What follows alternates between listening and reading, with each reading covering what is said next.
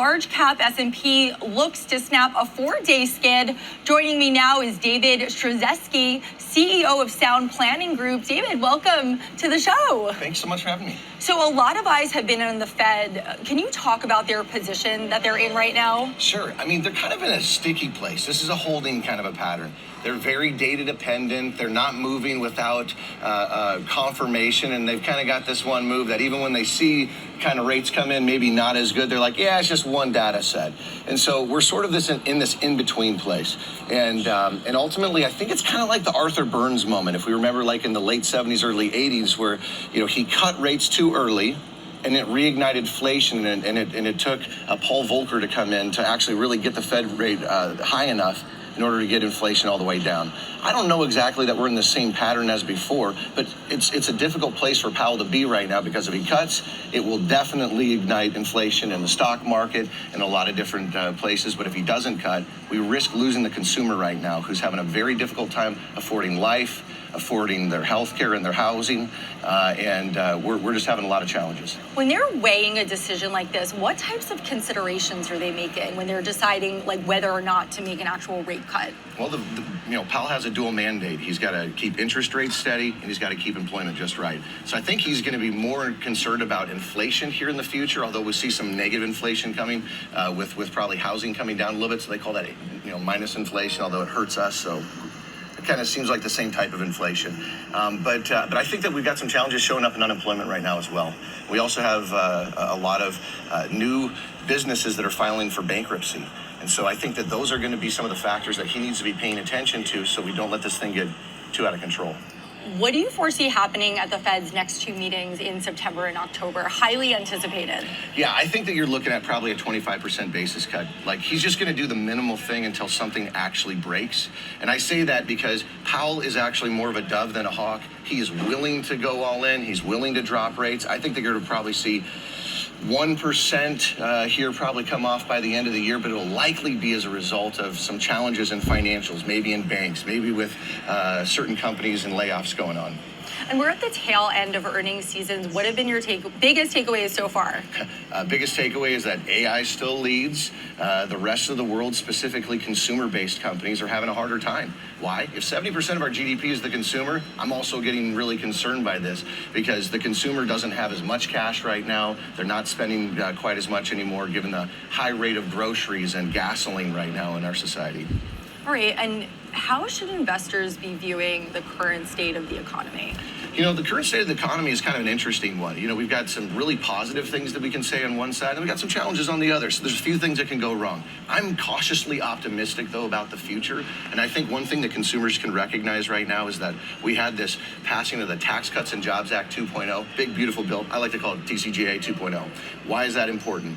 This is the single greatest opportunity in anybody's adult lifetime to reduce or eliminate taxes on their retirement dollars. What I'm talking about is Roth conversions and contributions. If we get a big pullback this year, it's a great time to take stocks out of one share and put them from an IRA to a Roth. Pay taxes on it today while it's down. If you believe it's going to grow back up, it's a great idea. There's 101 different withdrawal strategies. And this is the moment right now to be capitalizing on these ideas.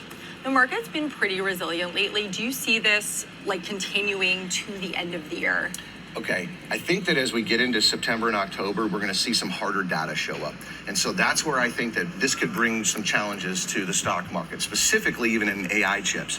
You know, NVIDIA is so large, if they stumble here even at the end of the month, and because maybe there's less CapEx spending on AI, then what ends up occurring is you're going to see a big percentage of the S&P 500 begin to drift down. So I think maybe the economy as a whole could do well, more like S&P equal weight, as opposed to a cap-weighted index, because we're just moving a little bit away from these big movers that have led so strong, and I think we're now shifting into a couple of other places in our economy.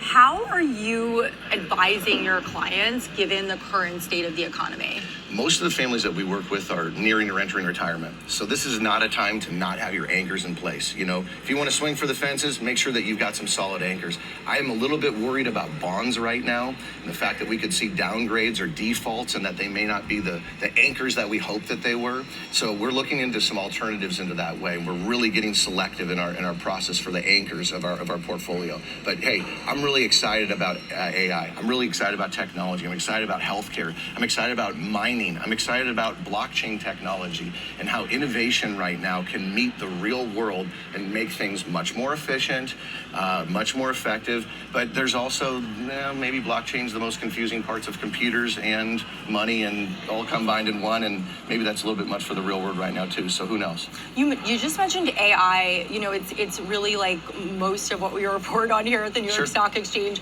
Where do you see this going in like the next year or so? Okay, AI is something that toothpaste is out of the tube. We are going to see massive changes. The big things that could really disrupt right now, robots. If you can get a robot at home that can be doing your dishes, mowing your lawn, doing whatever, maybe even making money for you, like that would be a game changer for the economy and also could threaten a lot of jobs.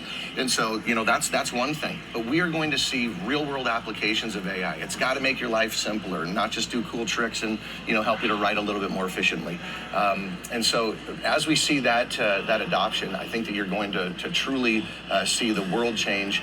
And I believe that America is going to lead in that revolution.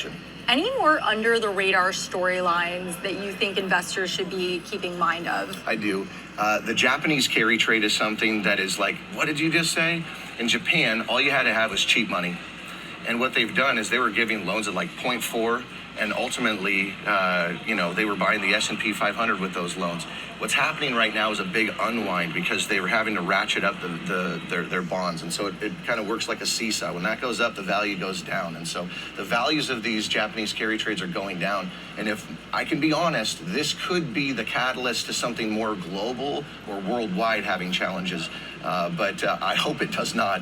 And I hope that we can get this thing figured out. David Stryzewski, CEO of Sound Planning Group, thank you so much for joining us at the New York Stock Exchange. Pleasure's mine. Thank you.